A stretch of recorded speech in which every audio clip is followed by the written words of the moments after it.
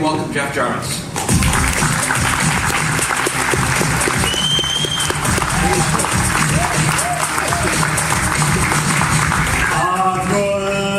Good morning for one more minute.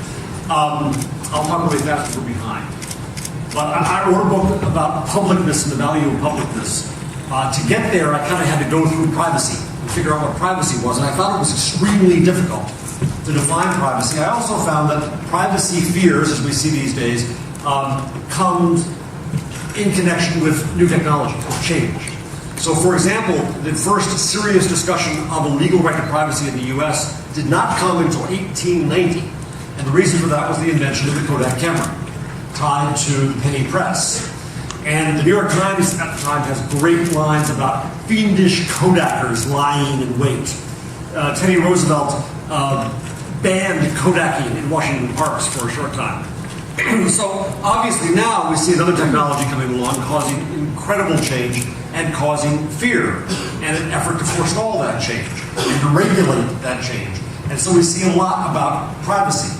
My fear is that if all we do is talk about privacy, privacy, privacy, we lose the opportunities that come from publicness. And it's not either or, it's not binary, it's not on or off, it's more like hot and cold. One depends upon the other. So what I want to talk about with you folks today, and I hope we have just a few minutes to also chat together, is the notion of a radically public company. And what would that look like? In the book, I go through a list of things that can be construed to be very public. I go too far, that's what I do for a living, is going too far, and try to find then examples of companies that do this. So I want to talk a few minutes about that. A few examples. One, I think, is Best Buy, with its 12th Force Twitter account. Awful name, terrible name, but I was told by a Best Buy person last week that it came from the ad agency, not from Best Buy. You blame everything on the agency, right? So 12th Force now has 3,000 people there answering a question. I've done this in Twitter where I've seen somebody come in and have complained for a question about Best Buy, and I say, try 12th Force. And bingo, there's 3,000 people, somebody in that group has the answer. It's pretty impressive. The other company I talk about that I like quite a bit in the company is Local Motors. How many of you know Local Motors? Oh, good. Virgin crowd. Gee, I'm surprised. So Local Motors, started by a guy named Jay Rogers, designs and builds cars collaboratively. Now that sounds absurd. When I talked about this notion in my last book, now on paperback, people yelled at me, as they are wont to do, and they said that this is absurd. Collaborative design of cars is going to end up with the Homer. You remember Homer Simpson's car that he designed? Had two bubbles, one hermetically sealed so you couldn't hear the kids, with arm and leg restraints, shag carpeting, and many, many cup holders. He bankrupted Homer's cousin's car company. But what Jay has done here is really fascinating because people come in and they compete to design the car. The first design was done by a kid who wasn't even out of design school yet. And he won $20,000 to do it, and he got to see his car come to fruition. It's being built right now in Arizona, and it's a muscle car. As the process went along, they also wanted to design individual elements of the car, and to do that, they had to make public the entire design specs of the car. Right? You had to be public with stuff to be collaborative. Now, somebody came along, they designed a taillight lens that the community loved. Gotta have it. And Jay Rogers, who is still the CEO of the company, he's still in charge of this. He has to put out safe cars and economical cars. He told the community, okay, I love it too. Just want to let you know that to tool up to make this special part will add $1,000 to the cost of every car. And the community, as one said, as if on Saturday Night Live, never mind. And they went looking instead for other parts, and they found a Honda taillight lens that cost $75. And what fascinates me about that story is that the community of customers, and by God there is one, given the respect and the opportunity to collaborate, we're making both economic and design decisions with the company. That's incredible. Right? That's just unbelievably incredible to me. But it only happens if you are very, very public. It only happens if you open up incredibly to your customers. The other story that I love, I know you all know Kickstarter. You all know the story of the watch band, right? that I can't remember the number what he needed to make the watch band. I think it was something like $100,000, something like that. And as you know, he got $980,000 worth of pre-orders.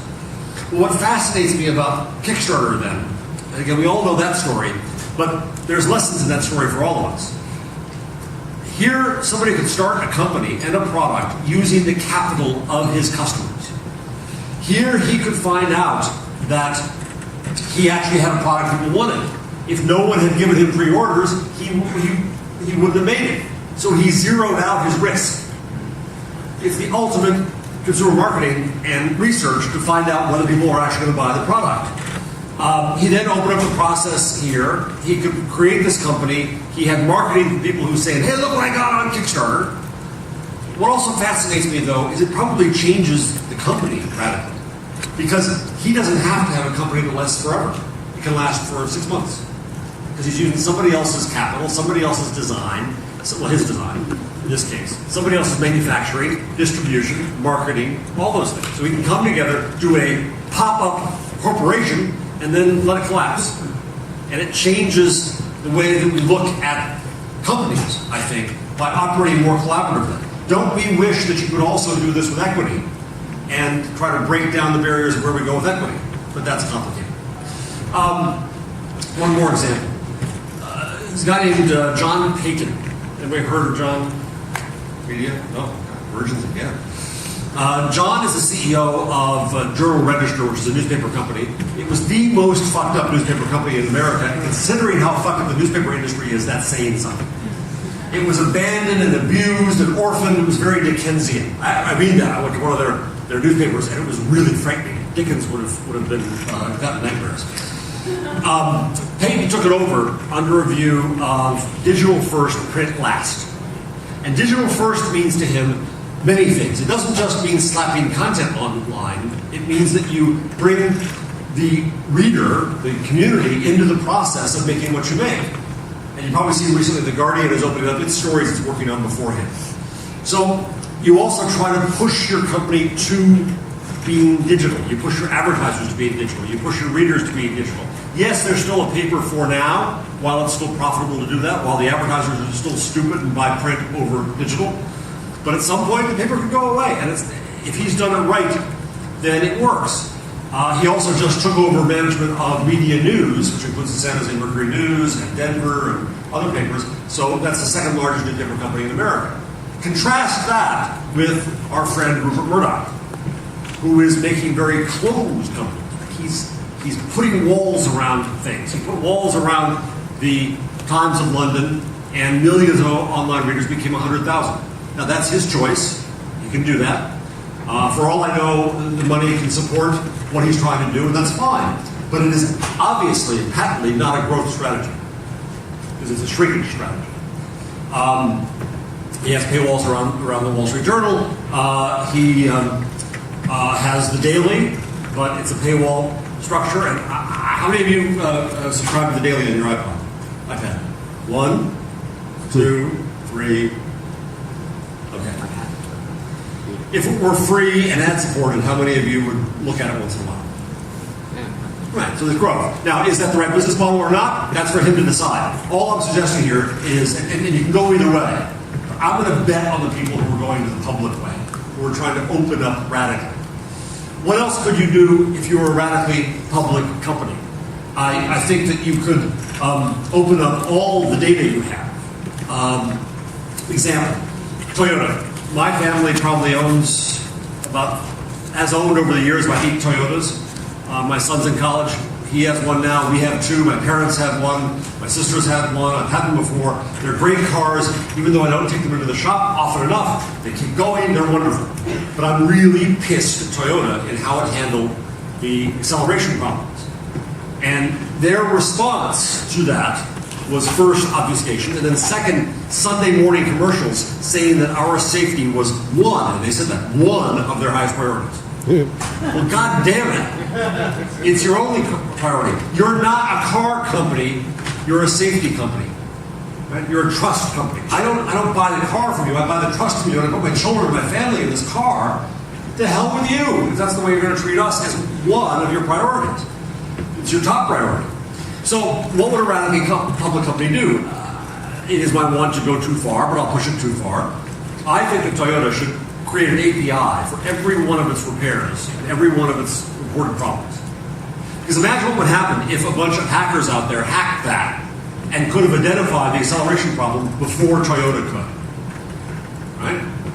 There's a benefit to Toyota. What's the other benefit to Toyota? It yields trust. You know everything that's going on. Right? And I would trust the open company over the closed company. Imagine health, too. You know, I have been called recently a utopian, and I'll take the label, because I want to imagine a better world. We can't build that better world unless we imagine it. And so let's just talk about health for a second.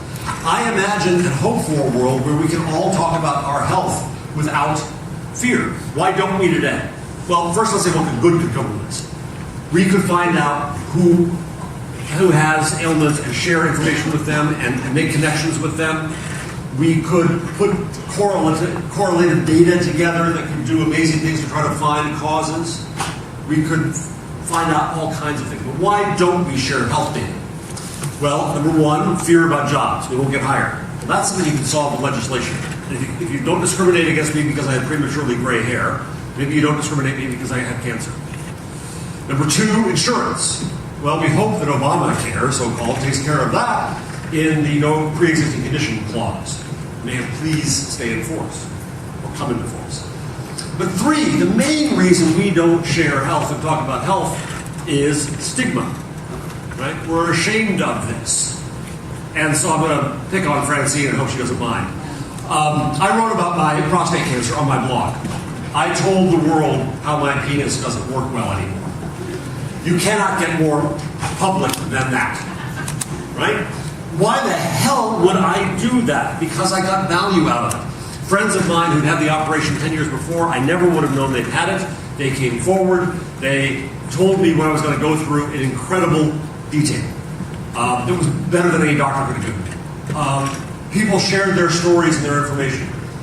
Most amazing thing right now, Francine and I see each other face to face rarely, but Francine came in and told the, if I may, heart-rending story of her husband who didn't get his prostate cancer treated and she lost it.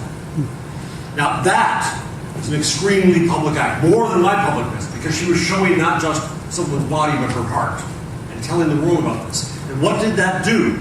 Men came in and said, damn it, I'm going to get my PSA checked. I believe firmly that by doing that, by being public in that way, Francine Hardaway saves lives. That's what publicness gives us. Now, by the way, the government said a week and a half ago not to get tested anymore. Bullshit. When in the world is less information better than more information? What you do with the information is the problem. For God's sakes, get the information. Find out what's going on. Fuck. Prostate and testicular cancer are curable. Right? The problem with it is that we don't know the bad kind from the good kind, so they take all out. Some of them maybe might need to be taken out. I'd rather have taken the risk and not. So end of that sermon. So publicness in all kinds of ways, I think, leads to opportunities. How can a company be radically, amazingly public? I think that it opens up its processes entirely. And I hear companies say all the time, well, but those are my secrets, and my competitors will steal my secrets. Well, if you really think as a company that your value is your secret, I think you've got a problem. Look at Detroit. Go back to J. Rogers. They literally cloak cars until finally there's that day when they uncloak them, and we all yawn. They're boring. They're crap. Right? There was no chance. My Toyota that I still like, I cursed it every single day because they didn't put in a 39-cent plug to plug in these new things called Walkman or iPods or iPhones, right? And because they didn't have a way to listen to us. So would you rather be known with your customers for secrecy or for your relationship? I think the company with the open relationship is going to win. So I wanted to say that, and I want to leave some time for you to yell at me or disagree with me. And I would like to play Oprah. So is there a mic, and I'll take her out.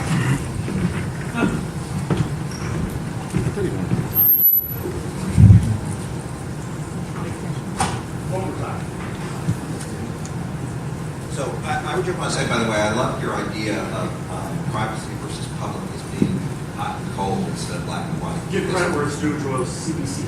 Okay, because we tend to, in marketing particularly, and larger businesses tend to try to find a black and white. So I kind of two questions. One is, if it's hot and cold, how do we not become lukewarm with a lot of stuff?